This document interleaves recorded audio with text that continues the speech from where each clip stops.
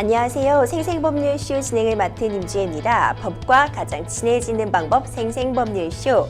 오늘도 크고 작은 법률 문제로 어려움을 겪고 계신 여러분들을 위한 법률 상담은 물론이고요. 세상을 들썩이게 하는 이슈들을 법적으로 풀어보는 시사법률 토크까지 준비되어 있습니다. 법과 관련해 궁금한 내용이 있으신 분들은 상담전화 0257-8295번으로 연락 주시거나 법률방송 홈페이지 접속 후 법률상담 클릭, 그리고 아래 하단으로 나가고 있는 law.lowtv.kr라 메일로 상담 문의 주시기 바랍니다. 각 분야 전문 변호사가 무료로 성심성의껏 상담해 드리니까요. 많은 참여 부탁드리겠습니다. 지금 이 방송은 유튜브를 통해서도 실시간으로 함께 방송되고 있으니까요. 많은 시청 부탁드리고 유튜브를 통한 소통의 창구도 활짝 열어두겠습니다. 그럼 오늘 도움 주실 변호사님 소개해드리겠습니다. 법무법인 주안의 송득범 변호사 자리하셨습니다. 변호사님 어서 오세요. 안녕하십니까. 법무법인 주안의 송득범 변호사입니다. 네, 변호사님 오늘도 억울하고 답답한 사연 가지신 분들에게 명쾌상쾌 통쾌 유쾌한 상담 부탁드리겠습니다. 그럼 오늘 어떤 소송들, 어떤 내용들 접수가 되어 있는지 저와 함께 미리 살펴보시죠. 미리 보는 법률 상담입니다. 제멋대로 돈 인출한 은행 직원, 국민참여재판 불출석하면 처벌받나요? 재개발로 인한 퇴거 그 보상은? 리모델링 공사 추가 대금을 받고 싶어요?까지 오늘 정말 다양한 분야의 상담들이 접수가 되어 있습니다. 잠시 후 송득범 변호사님과 함께 속 시원한 해결책 하나하나 알아보도록 할 테니까요. 시청자 여러분들도 어떤 해결책들이 제시가 될지 많은 기대 부탁드립니다. 여러분들은 지금 생생법률쇼 함께하고 계십니다. 쉽사리 해결되지 않는 법률 문제를 끌어안고 있다면 지금 생생법률쇼와 함께하시죠. 법률 고민이 해결되는 가장 쉬운 방법을 소개해드릴게요. 첫째, 0257-8295로 전화를 한다. 둘째, 법률방송 홈페이지에 접속해서 법률상담 게시판에 문의를 남긴다. 셋째, 지금 화면에 나오고 있는 이메일 주소로 사연과 연락처를 보낸다. 생생법률쇼가 자랑하는 각 분야의 전문 변호사가 여러분의 더부룩한 속을 뻥 뚫어드립니다. 속 시원한 스파클링 법률 상담 프로그램 생생법률쇼, 지금 바로 전화주세요.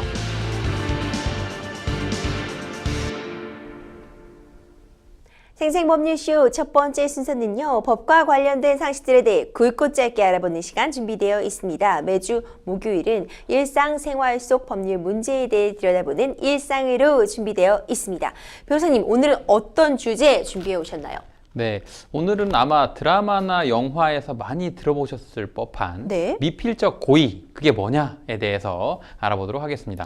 미필적 고의, 사실 뭐 뉴스에도 많이 나오고요. 뭐 영화에서 등장은 하는데 이게 뭔지 알 듯은 한데 미필적 고의다, 말이 어렵긴 하거든요. 정확한 뜻부터 좀 짚어주세요. 네, 한자로 안일미, 마칠 필 이런 뜻이긴 한데요. 미필적 고의의 의미는 범죄 사실이 발생할 가능성을 인식하고 또 이를 인용하는 것을 말하면서 조건부 고의라고도 표현하기도 합니다. 예를 들어서 엽총으로 조류, 즉 새를 쏘는 경우에 자칫하면 주위에 다른 사람한테 맞을지도 모른다 라고 생각하면서 발사를 했다.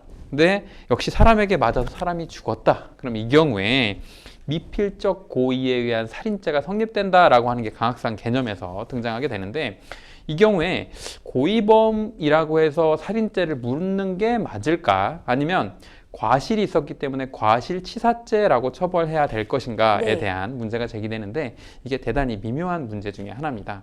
왜냐하면 그 사람한테는 확정적인 고의, 사람을 죽여야겠다라는 고의는 없었기 때문인데, 사람한테 맞더라도 할 수 없다라는 태도가 사망이라는 결과의 발생을 인용하고 있는 것으로 인정된다면 보통의 고의범으로 취급된다는 의미입니다. 그래서 어쩌면 하는 고의, 이런 표현을 하기도 하는데요.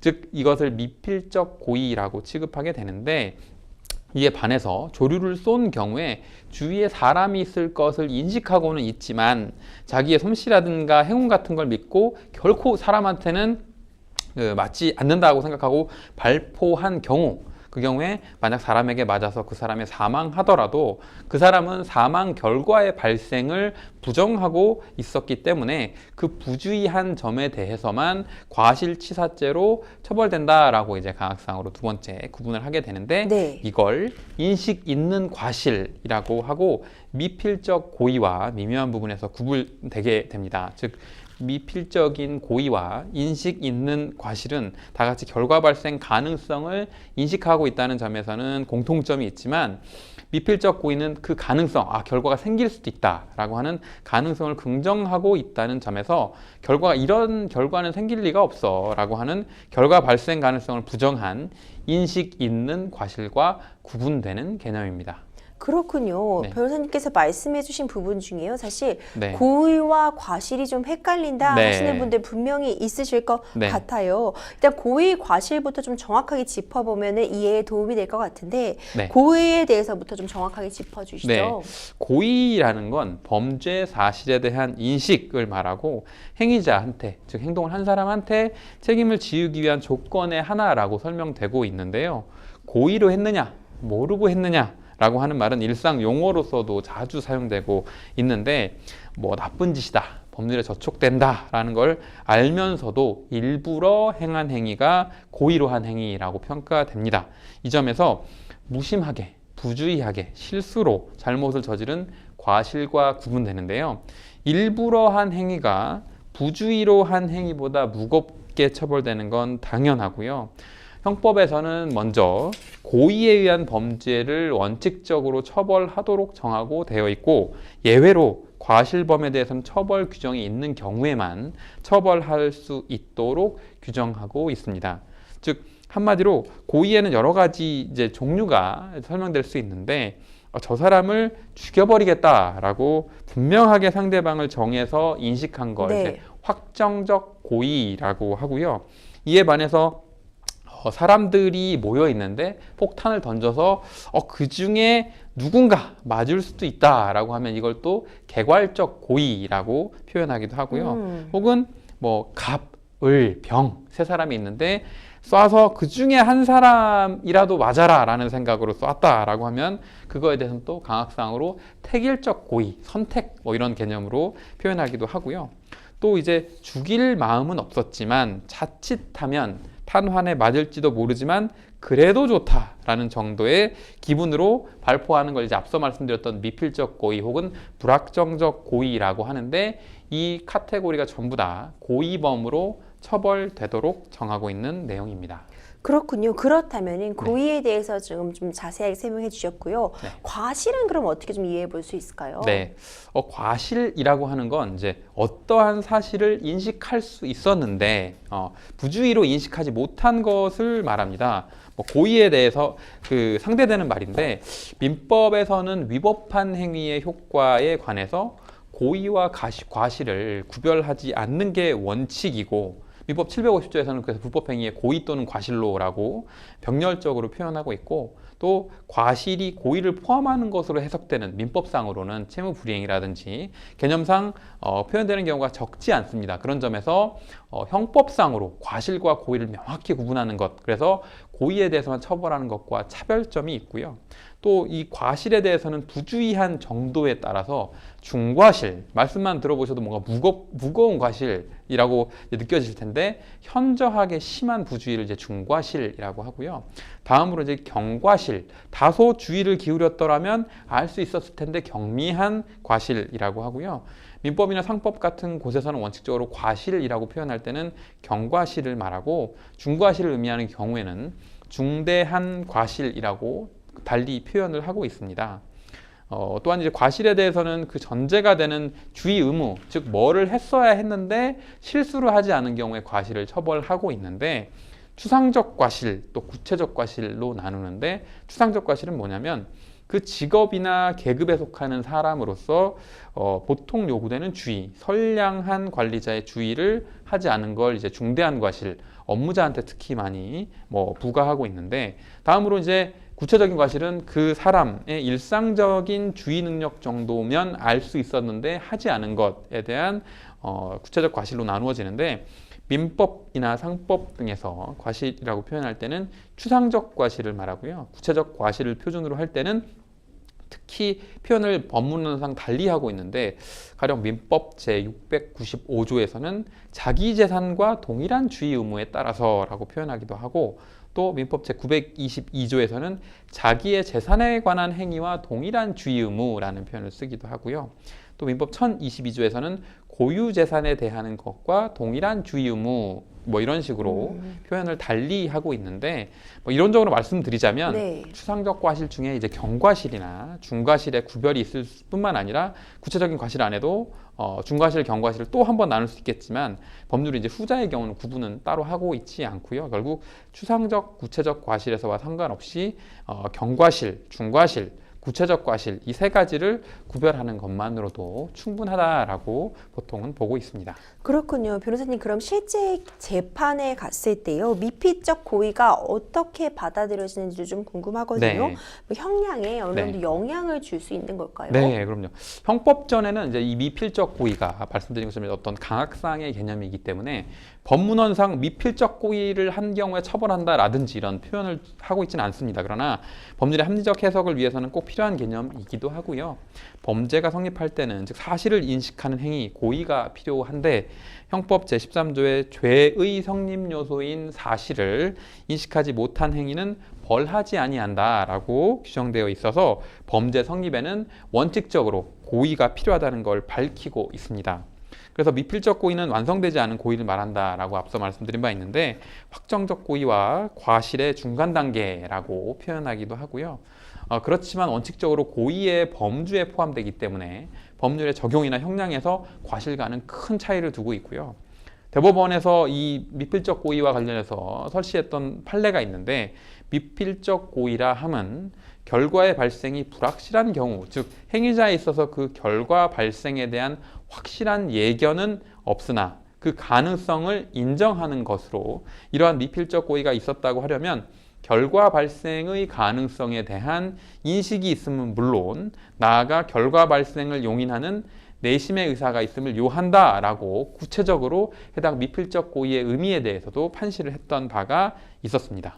아니, 변호사님, 우리가 이제 미필적 고의를 설명하기 위해 내심의 의사라는 단어가 네, 나왔는데 네. 말이 둘 다 어려워요. 네. 이 내심의 의사, 네. 그러니까 내 마음속에 그렇죠. 진짜 나의 생각이라는 걸 뜻하는 건데 네. 법적으로 내심의 의사 네. 어떻게 좀 확인해 볼 수 있는 거죠? 그렇죠. 그래서 이제 그 속마음을 판사 혹은 이제 나중에 뒤늦게 이제 그 어떤 상태였는가라는 걸 판별해야 된다는 의미인데 고의와 과실의 구분 기준은 그 행위자의 내심의 의사, 속마음의 유무에 따라서 결정이 되는데 그 사람의 심리 상태를 정확하게 판단하는 건 당연히 매우 어렵습니다. 그래서 밖으로 이제 드러났던 어떤 정황이나 사실관계를 가지고 추정하는 방법 밖에는 없는데요. 살인죄는 사람을 살해하는 일정한 행위, 예를 들면 칼로 찌르는 등의 객관적인 행위가 있어야만 하는데 이와 함께 칼로 사람을 찌르면 죽을 수 있다라는 인식을 하고 또 죽여야겠다라는 내심의 의사까지 있었다면 고의에 해당하는 살인죄가 성립할 수 있고요. 또 이제 교통사고로 사람을 쳤고 그거에 따라 사람이 죽었다라고 한 경우에 업무상 과실치사죄는 자동차로 사람을 치는 어떤 객관적인 행위는 있지만 운전하다가 실수로 사람을 치면 죽을 수도 있다는 인식까지는 있고 그러나 애초 사람을 죽여야겠다라는 내심, 속마음은 없었기 때문에 고의가 아니라 과실로 처벌되는 것이고요. 그래서 살인죄의 경우에는 사형 무기 5년 이상 25년 이하의 징역형을 선고하도록 형이 가중되어 있지만 업무상 과실치사죄는 1월 이상 5년 이하의 금고 또는 2천만 원 이하의 벌금에 처하도록 형량을 달리 정하고 있습니다. 즉 죽음이라는 같은 결과를 일으켰지만 법 적용과 형량이 크게 달라지는 건데요. 형벌법규는 대부분 고의범을 전제로 규정되어 있고 고의범에 대한 처벌 규정이 아니라 과실범 처벌 규정이 없으면 처벌하지 못하는 게 원칙입니다. 그래서 우리나라는 살인죄를 고의의 정도에 따라 구분하지는 않고 같이 처벌하고 있어서 확정적 고의든 미필적 고의든 처벌은 원칙적으로 동일하고요. 다만 법관이 형량이 정할 때는 차이가 있을 수 있는데 뭐 우리나라가 아닌 미국이나 캐나다 같은 경우는 계획적인 살인은 이제 1급 살인, 뭐 아마 미드 같은 데서 많이 들어보셨을 거고 우발적 살인은 또 2급 살인, 그다음에 과실에 의한 살인은 또 3급 살인이라는 표현을 달리 구분해서 처벌하고 있기도 합니다. 네. 네, 오늘은 일상애로 미필적 고의에 대해서 살펴봤습니다. 드라마나 영화 속에서 한 번쯤 들어보셨을 내용인데 손투표 변호사님께서 명쾌하게 정리해 주셔서 앞으로 시청자 여러분들 이 미필적 고의는 확실히 알고 넘어가실 수 있을 것 같아요. 다음 순서로 넘어가 보도록 하겠습니다. 다음 순서는요, 법률방송 생생법률쇼의 자랑입니다. 성심성의 전화상담 이어가 볼게요. 바로 연결해 보겠습니다. 상담자님 여보세요? 네, 안녕하세요. 여기는 생생법률쇼입니다. 여보세요? 네, 들리시나요? 네. 네, 어떤 점이 궁금해 전화 주셨을까요? 예, 지난번 TV 보다가 이제 그 선전하는 걸 잠깐 봤습니다. 네네. 예, 제가 지금 그 모 은행하고 네. 은행하고 이제 이제 거래를 했었는데 네네. 나중에 이제 무슨 좀 의문점이 있어서 이제 네. 그 거래 명세서를 띄다 보니까 네네. 제 필적이 아닌 그 은행 직원의 필적으로 돈을 인출하는 일이 있었어요. 네. 그래서 이제 그게 좀 시간이 오래됐어요. 네. 한 10년이 넘었습니다. 네. 이랬을 때는 어떤 분은 그 법에서 얘기하는 그 공소시효가 지난 그런 거니까 그런 거 아닙니까? 네. 그래서 지금 10년 정도 더 된 일이신데 이 일을 어떻게 확인하게 되셨나요? 어떻게 확인했느냐고요? 네네. 어떻게 알게 되셨어요?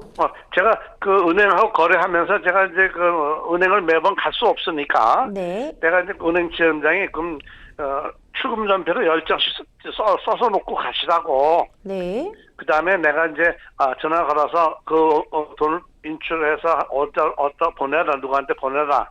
네. 그렇게 해서 이제 그렇게 쭉 이렇게 이제 이루어졌어요. 네네. 이제 10장 쓰면 또 연락이 와요. 또 다 썼습니다. 그럼 또 내가 가서 10장 또 만들어 놓고 왔는데 네네. 상당 시간이 흘렀는데도 저는 그걸 의식을 못했죠. 네네. 근데도 뭐 돈을 보내라면 보내더라고요. 네. 그래서 이상하다. 많은 시간이 흘렀는데 네. 이게 어떻게 됐나 해서 이제 은행 그 지점 차장한테 이제 물어봤죠. 이거 이래서 이러니 좀 그 전표를 좀 띄웠으면 좋겠다. 거래 사항을 띄워 보니까 이제 내 필적이 아니에요. 네. 그래서 그 다음에 이제 그게 이제 10년이 넘었어요. 근데 왜 그럼 10년 넘도록 왜 이렇게 했느냐? 그때는 이제 어머니가 36년 만에 한국에 오셨어요. 네. 그래서 이제 그 오셔갖고 한 보름 있다가 바로 이제 병원에 입원하셔서 만 6년 8개월 동안 이제 입원하고 계시다가 이제 2년 전에 돌아가셨어요. 네. 그 다음에 그때 이제 그 전에 집사람이 암이 걸려가지고. 네네. 여보세요? 네, 듣고 있습니다. 예, 암이 걸려서 이제 거기에 신경을 쓸 수가 사실 없었어요. 네. 그냥 그래서 나는 그냥 우선 사람이 사나 죽느냐 이런 상황인데 돈이 어쨌든 간에 그냥 내버려두고 그냥 거기에만 전념하다 보니까 이제 또 3, 4년이 흘러 지나가잖아요. 네네. 그래서 10년이 넘었습니다. 그러셨군요. 네, 예. 상담자님 일단 사연 내용은 저희가 잘 들었고요. 네. 송득범 변호사님이 함께 내용 들으셨거든요. 네, 예. 시간이 많이 좀 지난 일이니만큼 추가적인 정보 좀 같이 네. 확인해 보시면서 해결 방법 찾아보도록 하겠습니다. 네. 네. 네, 안녕하세요. 법무법인 주한의 송득범 변호사입니다. 여보세요? 네. 예, 수고 많습니다. 네. 옆에서 이제 말씀하시는 사실관계는 제가 좀 들었고요. 네. 그다음에 조금 몇 가지 여쭤본 다음에 좀 네. 궁금해하시는 사항에 대해서 답변을 드려볼게요. 네. 그러면 이제 그 아까 말씀하신 것처럼 본인의 필체가 아닌 걸로 이체된 금액이 있던 걸 뒤늦게 한 10년 정도 전에 사항을 확인하셨다고 했는데 네. 혹시 그 피해 금액은 그러면 어느 정도 액수가 되나요? 근데 그거는 이제 네. 보니까 제가 아는 사람 앞으로 보낸 거 같기도 하고 네. 어떤 건 모르는 것도 있어요. 네. 제가 지금 생각하는 거는 네. 그 행위 자체가 네. 제 필적이 아닌 거를 네. 자기가 돈을 찾은 행위 자체는 그건 불법이라기보다 그건 좀 뭐라 그래 법적으로 얘기할 때 그건 뭐 위반 사항이라고 그럴까요? 네. 저는 그런 측면에서 그 얘기를 하고 싶어요. 그러면 구체적인 금전적인 어떤 액수의 특정이나 피해 금원에 대한 사정 같은 경우는 문제 삼기보다 그 은행 직원이 마음대로 작성했던 것 자체를 좀 문제 삼고 싶다는 말씀이실까요? 그렇죠. 그다음에 이제 자동적으로 이제 그렇게 네. 되면 이제 돈을 이제 얼마를 찾았느냐, 왜 보냈느냐, 어디 보냈느냐, 난 그건 모른다. 이건 안다. 네. 이런 시비가 이제 되는데 이제 우선 10년이 넘었어요. 네. 그래서 가능한가 그걸 좀 제가 여쭤보고 싶고 네. 또 하나는 이제 그 모 은행에 옛날에 네. 10몇 년 전에 펀드를 들으라고 그래서 펀드를 들어 10억을 들었어요. 네. 근데 그때 아까도 말씀드린 그때가 이제 집사람 우리가 그때는 이제 미국에 영주권을 갖고 있을 때예요. 네. 한국에 들어와서 사업은 여기서 하니까 들어와서 이제 뭐 왔다 갔다 한국에 들어왔다가 이 사람이 이제 몸이 이상해서 이제 성모병원 갔더니만 암이다 이거예요. 네. 그래 그때는 뭐 펀드가 또 이건 뭐 저 은행에서 전화가 왔어요. 이제 펀드가 이렇게 문제가 생겼습니다. 그래 이거 뭐 지금 집사람 암이지 뭐 그것도 신경 쓰니까 결국 우선 사람은 살려야 되지 않느냐. 뭐 내가 움직인다고 해서 죽을 사람이 살고 살 사람 죽는 건 아니지만은. 네. 그래서 거기에 신경을 전부 다 올인한 거예요, 이제. 네. 근데 뭐, 그건 내가 잊어버렸어요, 10억은. 근데 이제, 이거는 내가 내 필적도 아닌데, 네. 지가 싸가지고 지가 받아가지고, 네. 돈을 인출해서, 얼로 보내고, 난 그 행위 자체가 이거는 좀 법이란 뭐하냐, 불법 아닙니까? 라는 네. 생각이었는데, 네. 옛날에 뭐 누구한테 좀 물어봤더니, 뭐, 그거 10년 공소지효 지나서가 안 될 거예요. 그러더라고요. 네. 그래서 뭐, 포기 상태에 들어갔는데, 네. 가만히 생각해보니까, 10억도 생각나고, 네.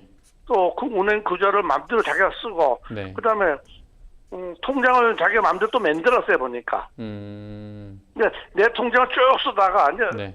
통장 넘어가잖아요, 다 쓰면은. 네. 그럼 자기한테 이제 얘기한 노티스 해주는 게 원칙 아닙니까? 그렇죠. 네.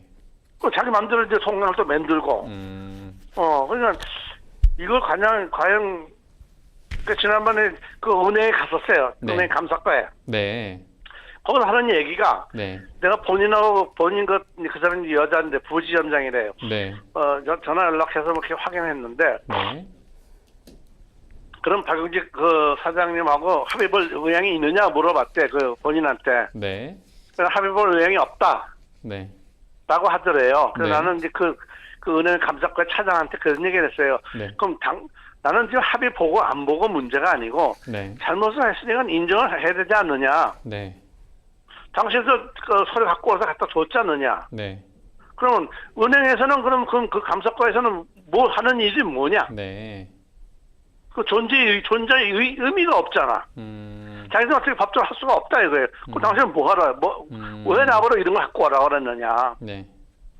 그런 상황이에요. 그래서 뭐 요즘엔 뭐 아시다시피 뭐 네. 돈도 이제 없고 네. 나이도 이제 내일 모레 80대 되니까. 네. 이제 뭐 영주권도 다 포기하고 이제 한국에 들어왔어요. 네. 근데 뭐 펀드 들고 10억 날라가고 뭐 이거 마음대로 지가 쓰고 하니까 좀 가끔 들어오서 이렇게 보면은 좀 그래 인생이. 네. 네. 일단은 그 하나만 여쭤보면 아까 네. 그 은행 감사과에다도 제보를 하셨다고 말씀하셨는데 네. 그 해당 은행 감사과에서는 최종적으로 어떻게 종결이 됐나요? 감사에 대해서는? 감사과에서는 네. 자기네들은 어떤 뭐 사법적으로 법적으로 어떻게 제재할 방법이 없다. 법적으로 제재할 방법이 없다? 예. 네. 그러면 그 사실이 맞다는 건 인정이 됐나요? 그 말씀하신 것처럼 그 은행 부지점장이라는 사람이 예. 그 무단으로 본인 고객의 그 뭐 필체를 위조해서 금원을 인출 이체하거나 혹은 새로운 통장을 만들었다는 사실 자체는 인정이 된 건가요? 제가 거기까지는 이제 확인을 못했어요. 왜냐하면 네. 그날 조금 기분이 안 좋아서. 네. 그럼 당신네들 감사과는 존재 의미가 뭐냐 그러면 네.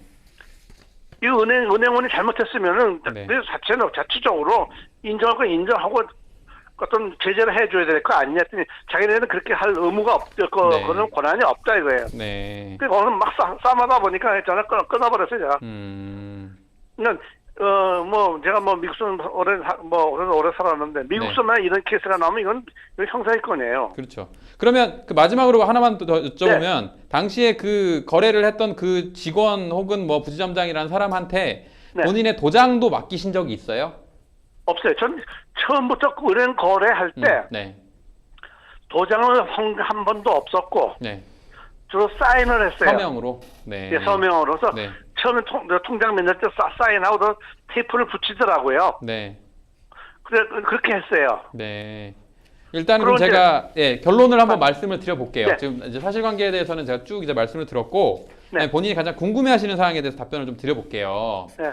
그 말씀하신 내용에 본인께서 말씀하신 것처럼 일단은 피해 금액이 얼마인지 여쭤봤을 때 금액적인 부분보다 상대방이 이제 무단으로 이런 행위한 것 자체를 좀 문제 삼거나 처벌되거나 이렇게 할 수 있는지가 가장 궁금하다. 네. 그다음에 그게 이제 10년이 경과해서 공소시효가 끝난 게 아닌지가 염려되기도 한다라는 부분이 가장 궁금하신 것 같아요. 예. 일단은 지금 말씀하신 내용에 비춰보면 핵심적으로 나오는 내용은 서명에 대해서 위조하고 그 위조한 서명을 행사했다라고 하는 뭐 사서명 위조 및 위조 사서명 행사죄가 되는지가 문제가 가장 될 것 같아요. 근데 그런데 이 부분과 관련해서는 본인께서 염려하시는 것처럼 이미 그 벌어진 행위 자체가 네. 공소시효가 도과했을 가능성이 높아 보여요. 예, 많아요. 네, 네. 10년 넘었으니까. 네. 예. 근데 여기에서 이제 공소시효 도과 관련해서 예외 규정이 있기는 한데 만약에 이게 구체적으로 사건화가 돼서 형사고소가 문제될 때는 공소시효의 중단이나 사유가 있었는지가 한 번 더 검토는 돼야 될 것 같고 다만 말씀 주신 것처럼 확률적으로는 공소시효가 도과했을 가능성도 있다. 그래서 그 구체적인 죄명, 그 다음에 그 아까 말씀하신 것처럼 그 피해 금액적인 부분도 정확히 특정은 안 되지만 그 행위 자체 내가 이제 이 사람한테 전표를 10장씩 끊어가지고 미리 작성해서 주고 그 다음에 그 사람한테 이제 직원한테 전화해서 이렇게 누구한테 이체해라 얼마를 해라 라고 하는 사항을 지시했던 것 자체가 이제 아마 상대방 입장에서는 포괄적인 권한을 위임받아서 진행했던 것이다. 그리고 이게 은행 업무가 지금은 굉장히 전산화되어 있어서 본인의 핸드폰이나 이런 것들을 엄격하게 본인 확인 절차를 거치도록 되어 있지만 예전에는 다소 이제 주식 거래를 할 때도 위탁 거래 방식을 사용하신 경우들도 있었고 고령의 어르신들 같은 경우에 또 은행 업무 같은 경우도 이제 뭐 프라이빗 뱅커처럼 어떤 개인적인 이제 이런 방식을 통해 위임하거나 위탁하거나 하는 방식으로 하셨던 경우가 있어서 이게 만약에 본격적으로 쟁점이 될 경우에는 당시에 이제 맡기셨던 행위가 이 사람한테 위임 범위 혹은 위탁 범위가 어디까지 있었냐. 근데 그 사람이 위임 범위나 위탁 범위를 넘어서 어떠한 불법적인 행위를 한 것이냐. 그리고 그것이 이제 아까 염려하신 것처럼 공소시효와 관련해서 처벌 기간이 도과했는지 여부. 그 다음에 만약에 정말 구체적으로 상대방이 그 아까 말씀하신 내용 중에 보면 이게 그것보다 이 행위 자체가 문제다라고 말씀하셨지만 실제로 이 돈을 어딘가로 빼돌린 것까지 있다라고 하면 그건 또 횡령죄가 성립할 수 있는 것이라서 구체적으로는 그 행위의 내용이나 특정이나 불법성의 정도 같은 게 하나하나 조금 꼼꼼하게 그러니까 막연하게 내가 이 불법적인 거가 문제가 크게 될 것 같아서 이걸 내가 더 문제 삼고 싶다라고 하기보다는 구체적인 자료나 사실관계나 팩트나 피해 금액이나 그 다음에 아까 말씀하신 것처럼 무슨 차장이라는 분을 통해서 전표를 나중에 확인해 보니 내 글씨가 아닌 것들에 대한 거래 내역도 잔뜩 확인이 됐다. 그러면 그 거래 내역이 아닌 것들 중에도 10년이 경과한 것들 중에 날짜가 가까운 것들이 또 있을 수 있잖아요. 그리고 그 중에 어떤 건 실제로 내가 A라는 사람한테 주라고 했고 근데 내가 미처 10장이 전표가 넘어갔기 때문에 그 사람한테 뭐 전화로 당시에 해서 그냥 적당히 진행이 된 것인지 아니면 나도 전혀 모르는 E라는 사람한테 그게 그 사람이 무단으로 이체를 해버린 것인지 또 여기서 아까 말씀하신 것 중에 또 하나 쟁점이 있을 수 있는 건 통장의 개설과 관련해서 그 해당 직원이 마음대로 뭐 수익률이나 혹은 본인의 승진 고과에 더 반영이 많이 되는 통장으로 이미 해지하고 이미 개설까지 했다라고 하면 또 그 자체와 관련해서는 내부적인 은행의 규정에 위반했다든지 금감원에서 규제하고 있는 어떤 사항에 대해서 위반했을 가능성도 있어 보이는데 이 부분 역시도 아까 말씀하신 것처럼 10년이 지나고 뭐 이렇게 해서 하는 것만 갖고는 쉽지 않을 것 같고요. 구체적으로 언제 이게 통장이 해지가 됐고 언제 개설이 됐는데 그 개설 통장 혹은 해지 당시에 해지 확인서에 내 서명과 상이한 서명이 해지가 되어 있고 그 다음에 나에게 전혀 통지하지 않은 상태에 무단으로 진행한 것이다 라고 하면 그 자체에 대해서는 아까 말씀드렸던 또 사서명 위조죄나 뭐 위조사서명 행사죄처럼 그 행위별로 또 별도로 공소시효가 적용될 수 있기 때문에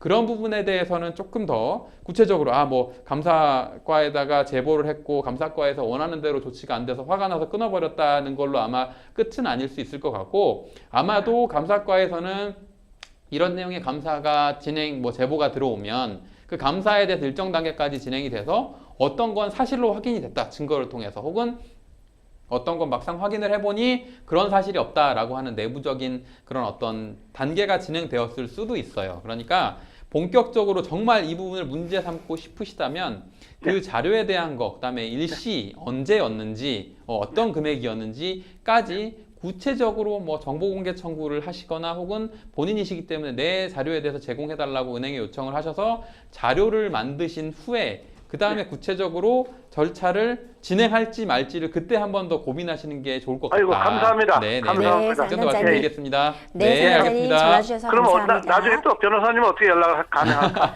일단은 네. 저희가 이제 상담으로 진행한 거니까요. 이제 네. 뭐 이 부분은 저희가 이제 요 정도까지 이제 러프하게 좀 말씀을 드린 거고 구체적으로 이제 자료를 확보하신 후에 이제 뭐 구체적으로 변호사님 만나서 상담하시거나 구체적으로 전략을 한 번 더 논의해 보시는 게 좋을 것 같다. 오늘은 일단 이 정도까지 말씀드리겠습니다. 오케이. 근데 그건 네. 이제 충분히 제가 이해하겠어요. 네. 지금 이제 변호사님 말씀은 네. 그럼 그 자료를 만들어서 네. 다음 액션을 취해가 이런 네, 얘기인데 네, 그러면 맞습니다. 제가 자료를 충분히 이제 만들었어요. 네.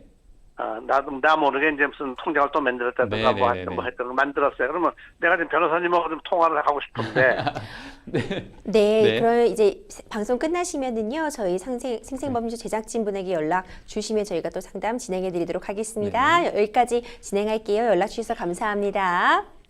이건 또 막연하네. 네. 네, 감사합니다. 감사합니다. 네, 굉장히 많은 내용 주고 네. 받으셨죠. 이게 네, 네, 굉장히 네. 좀 시간이 지난 일이다 보니까 결국 증거 그렇죠. 확인하시는 게 정말 중요할 것 같아요. 네. 마지막으로 상담장님께 정리 한번 부탁드리겠습니다. 네. 상담자분의 말씀을 들어보면 또 굉장히 억울하고 또 내가 이제 이런 개인적인 사정들로 인해 뒤늦게 이제 확인하셔서 좀 이 문제를 제기하고 싶다는 심정은 충분히 이해를 했고요. 다만 그와 관련해서는 막연하게 이런 부분에서 좀 문제 제기하고 싶다는 걸로 충분치는 않을 것 같고 항상 저희가 결론으로 말씀드리죠. 이제 증거, 그다음에 육하원 측에 따른 정확한 특정 그거에 따라 후속적인 조치를 취하시면 될 것 같습니다. 네, 증거 네. 확보하시는 게 무엇보다 중요할 것 같아요. 네. 좀 잘 해결되시기 바라겠습니다. 네. 여러분들은 지금 생생법률쇼 함께하고 계십니다. 쉽사리 해결되지 않는 법률 문제를 끌어안고 있다면 지금 생생법률쇼와 함께하시죠. 법률 고민이 해결되는 가장 쉬운 방법을 소개해드릴게요. 첫째, 02-557-8295로 전화를 한다. 둘째, 법률방송 홈페이지에 접속해서 법률상담 게시판에 문의를 남긴다. 셋째, 지금 화면에 나오고 있는 이메일 주소로 사연과 연락처를 보낸다. 생생법률쇼가 자랑하는 각 분야의 전문 변호사가 여러분의 더부룩한 속을 뻥 뚫어드립니다. 속 시원한 스파클링 법률 상담 프로그램 생생법률쇼, 지금 바로 전화주세요.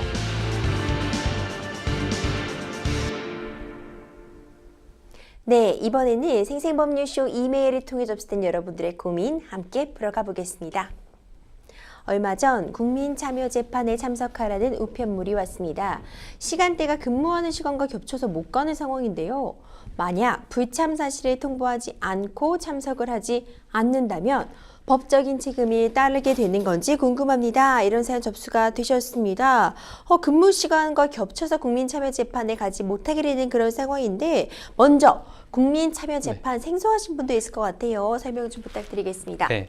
국민참여재판의 개념은 뭐냐면 배심원이 참여하는 형사재판을 말하고요. 아마 네. 미국 드라마 같은 데서 많이 보셨을 네. 것처럼 일반 국민들이 배심원으로 참여해서 죄의 유무 판단에 참여하는 형사재판 절차를 말합니다. 그렇군요. 변호사님, 그러면 참여자는 어떤 방식으로 결정이 되게 되는 건가요? 네.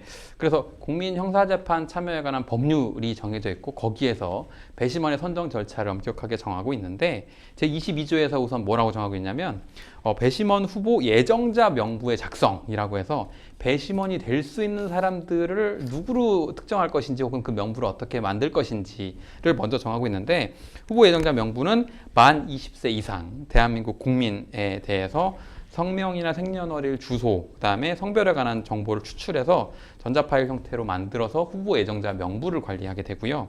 다음으로 이제 그 중에 배심원 후보자를 누구로 할 것인지를 결정하고 그 전자 명부 중에서 필요한 수만큼을 무작위 추출 방식으로 선정한 다음에 배심원하고 예비 배심원의 선정기일을 통지하는 방식으로 절차가 진행되게 됩니다.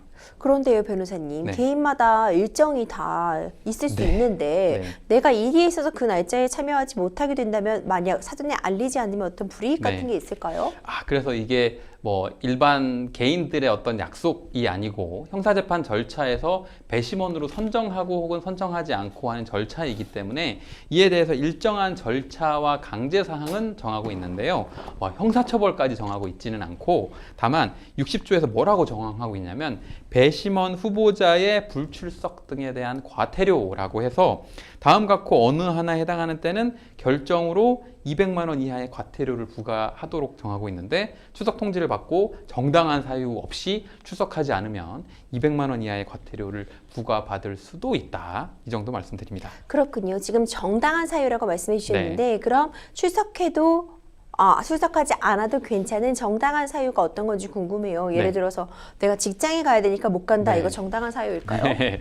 그래서 국민형사재판 참여에 관한 법률에서 면제 사유는 정하고 있어요. 뭐냐면 첫 번째 이제 다음 각호 어느 하나에 해당하는 사람은 면제할 수 있다. 근데 첫 번째 뭐라고 되냐면 만 70세 이상 그러니까 고령이신 분이라든지 또 두 번째는 과거 5년 이내에 배심원 후보자로 선정기일에 출석했던 사람 그러니까 계속 반복해서 출석하고 있는 상황에 또 면제 사유를 인정하고 있고 또 반대로 금고 이상 형에 해당하는 죄로 기소돼서 이제 종결되지 않은 사람도 배심원의 자격이 안 되도록 되고 있고 또 법령에 따라 체포 또는 구금되어 있는 사람이 다른 사람의 재판에 참여할 수도 없을 거고요. 다음 배심원 직무의 수행 자체가 제3자에게 위해를 초래하거나 혹은 직업상 회복할 수 없게 되는 손해가 생길 위험이 있는 경우 그다음에 중병상해 장애로 인해 법원에 출석하기 곤란한 사람 이게 6호까지 기정된 사항이고 그 밖에 부득이한 사유로 배심원 직무를 수행하기 어려운 사람에 대해서 정하고 있는데 이 7호에 해당하는 사유는 단순히 직장에 출근하는 사유는 인정하지 않고요.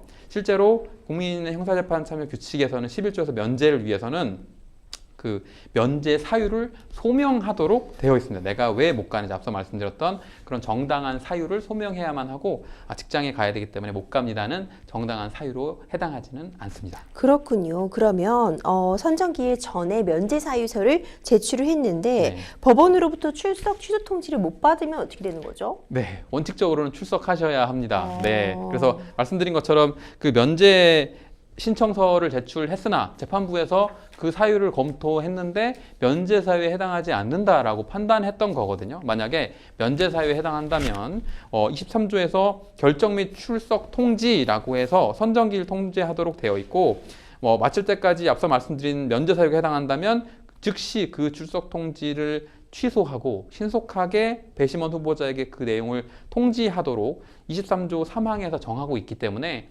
면제 신청 냈는데 출석 취소 통지를 못 받으셨다 그러면 가야 됩니다. 그렇군요. 그러면요, 만약 회사 입장에서는요, 내 회사의 직원이 네. 이게 배심원으로 선출이 돼서 오라고 연락을 받았는데 네. 회사 입장에선 그럼 그 의무에 꼭 협조를 해줘야 되는지도 궁금한 것 같아요. 네. 뭔가 내 직원은 내 네. 회사에서만 일해야 된다고 생각할 수도 그렇죠. 있잖아요. 네. 그래서 이제 원칙적으로는 배심원은 국민으로서 국민재판에 참여해야 될 의무가 있고 네. 회사는 이에 협조할 의무가 있기 때문에 이로 인해서 불이익을 해당 당사자에게 주어서는 안 되고요. 따라서 회사도 협조할 의무가 있습니다. 그렇군요. 그렇다면요, 마지막으로 배심원으로 선출이 돼서 국민참여재판에 참석을 하게 되면 어떤 절차가 거치게 되는지도 궁금하거든요. 네. 일단 사연자분 같은 경우도 일단 배심원에 확정적으로 선정이 되신 건 아니에요. 그래서 절차가 어떻게 되냐면 선정기일에 출석을 하셔야 되고 그중에 이런저런 사정으로 인해서 배심원이 선정이 안 되실 수도 있어요. 그래서 배심원 선정 절차가 제일 먼저 거치게 되고요. 선정 절차를 거쳐서 배심원이 됐다. 그러면 공판 절차가 진행돼서 거기에 배심원으로서 배석해서 재판에 참여를 하시게 되는 것이고 그다음에 공판 절차가 종결되고 나면 배심원들이 모여서 평의 절차를 진행하시게 되고 마지막으로 평의에 따른 의결을 재판장에게 제출하고 마지막으로는 판결의 선고 이렇게 4단계 정도로 크게 절차가 진행되게 됩니다. 그렇군요. 굉장히 배심 제도에 대해서 네. 국민참여재판에 대해서 쏙쏙 명확하게 정리를 네. 해주셨네요. 다음 상담 이어가 보도록 하겠습니다. 이번에는 법률방송 이메일을 통해 접수된 여러분들의 고민 풀어가 보겠습니다. 계약 기간을 정하지 않고 계속 전세로 살아도 된다는 조건으로 전세 계약을 체결한 후 전세로 살고 있는 세입자인데요. 집이 재개발된다는 소식을 듣고 난감한 마음에 사연을 올립니다. 재개발을 한다면 무조건 퇴거를 해야 하나요?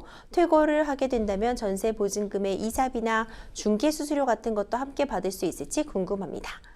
이런 사연이 접수가 되었습니다. 기간에 정함이 없는 계약이라 네. 재개발이 안 됐으면 계속 거주할 수 있는 그런 상황이었는데 지금 나가셔야 되는 그런 상황에 처해 네. 있게 되셨거든요.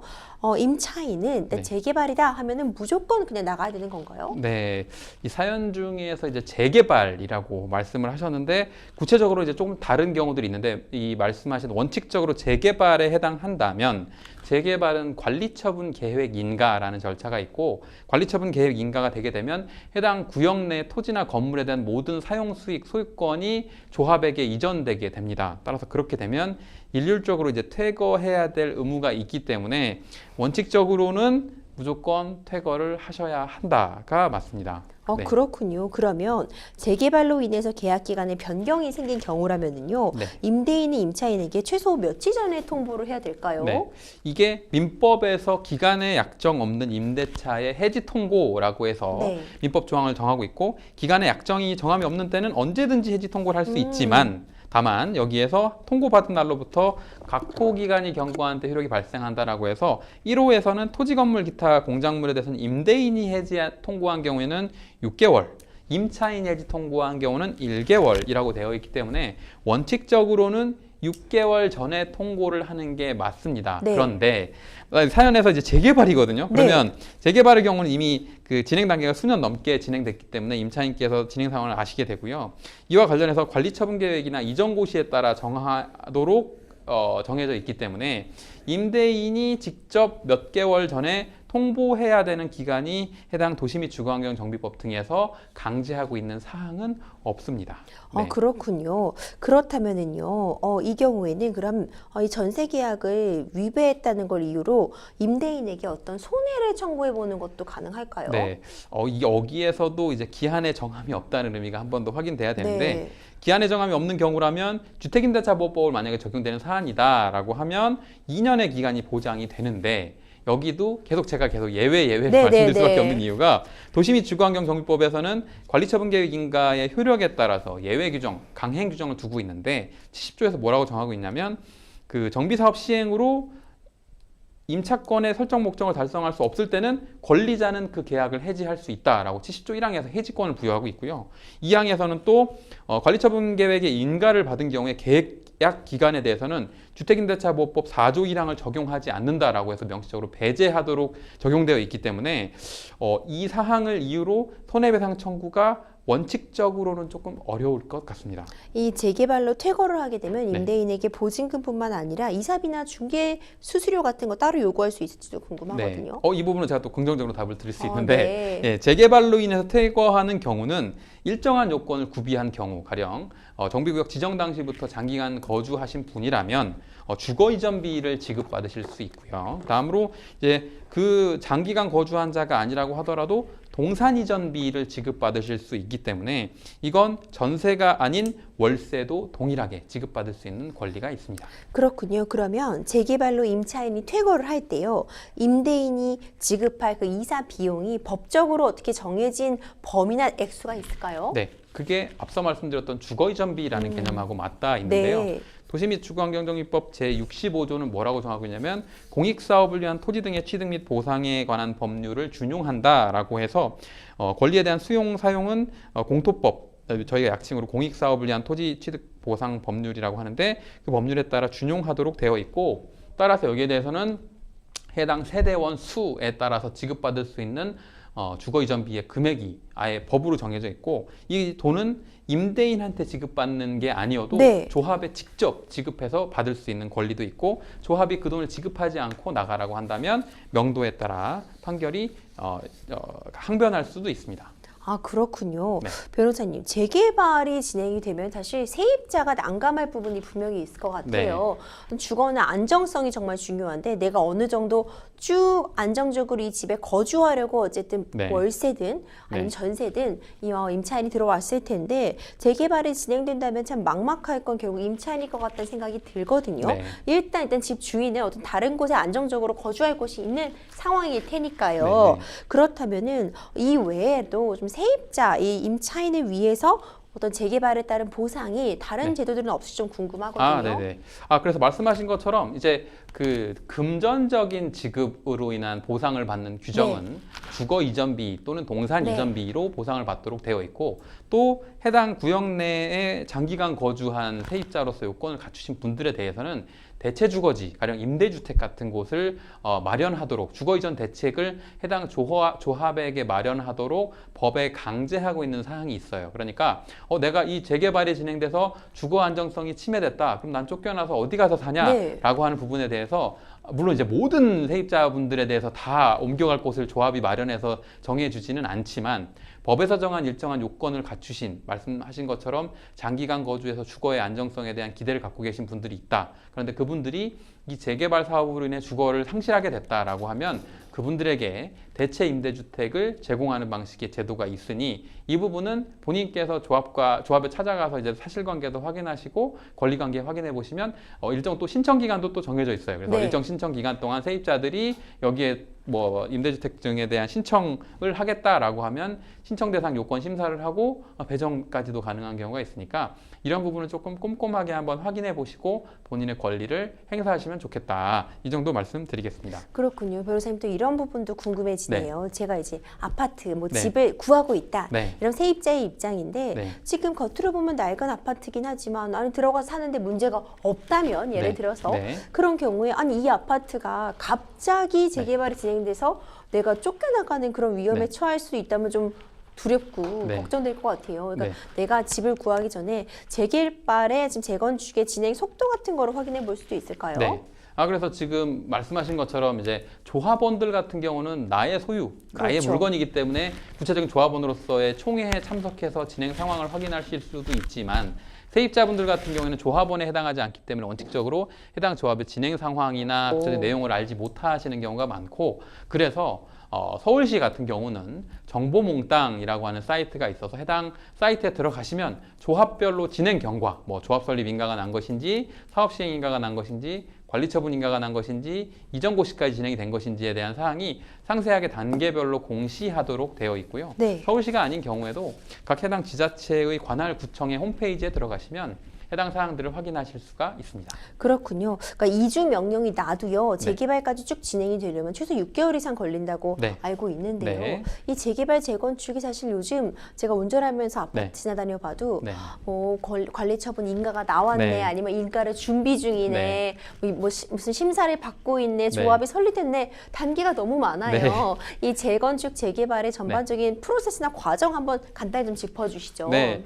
일단은 제일 처음부터 단계를 말씀드리자면 정비구역의 지정이 되어야만 후속 절차가 진행되고요. 정비구역 지정 후에는 그 해당 구역에서 추진위원회 설립, 추진위원회가 설립된 후에는 조합 설립, 조합 설립이 된 후에는 사업 시행 인가, 사업 시행 인가 후에는 관리처분 계획 인가. 여기 사연에서 나온 것처럼 관리처분 계획 인가가 났는지 여부가 가장 세입자 네. 입장에서는 중요하고요. 그 다음에 이전 고시, 이주명령 등이 후속적으로 진행되게 되니까 세입자분들은 관리처분 계획 인가가 났냐, 언제 나냐, 이 부분이 가장 주안점으로 보시면 됩니다. 그렇군요. 또 이 점도 좀 궁금해하시는 분들이 많을 것 같습니다. 이 집이 이제 네. 내가 나가게 된다면 새로운 세입자를 구하지 네. 못하는 상황이잖아요. 네. 통상적으로 우리가 전세 네. 프로세스 생각해 보면은 새로운 세입자가 주는 그 보증금을 내가 받아 나오는 경우가 많은데 네. 그럼 이런 경우라면은 네. 이 집이 재건축 재개발에 들어가면 세입자 입장에서는 혹시 보증금 못 받는 거 아니야? 이런 네. 걱정하실 수 있을 것 같거든요. 네, 그래서 이것도 도시및 주거환경정비법에서 제도를 마련해뒀습니다. 네. 그래서 세입자가 말씀드린 것처럼 아까 70조의 경우에는 임대인이 해지 청구권이 있고 해당 그 관리처분 계획 인가 후에는 포괄적인 사용수익권이 조합에 이전되게 네. 되기 때문에 그러면 조합이 해지를 통고하고 내보내기 위해서는 세입자가 임대인이 아니라 조합의 보증금에 대한 반환 청구권을 행사할 수 있도록 법으로 정하고 있습니다. 네. 그리고 네, 만약에 이렇게 해서 행사가 되게 되면 조합이 그 임대인에게 구상권을 행사하는 방식으로 진행이 됩니다. 네, 우리 송태범 변호사님과 함께 재건축 재개발에 대한 전 과정도 함께 네. 살펴봤는데요. 유익한 정보에서 도움 많이 되실 네. 것 같다는 생각 듭니다. 생생법률쇼 오늘도 많은 분들의 상담 전화 계속 걸려오고 있습니다. 도움이 필요하신 분들은 주저하지 마시고 생생법률쇼로 연락 주시기 바랍니다. 오늘도 함께해 주신 법무부임 주한 송태범 변호사님 고생 많으셨습니다. 감사합니다. 생생법률쇼 준비한 내용 여기까지입니다. 시청해주신 여러분 고맙습니다.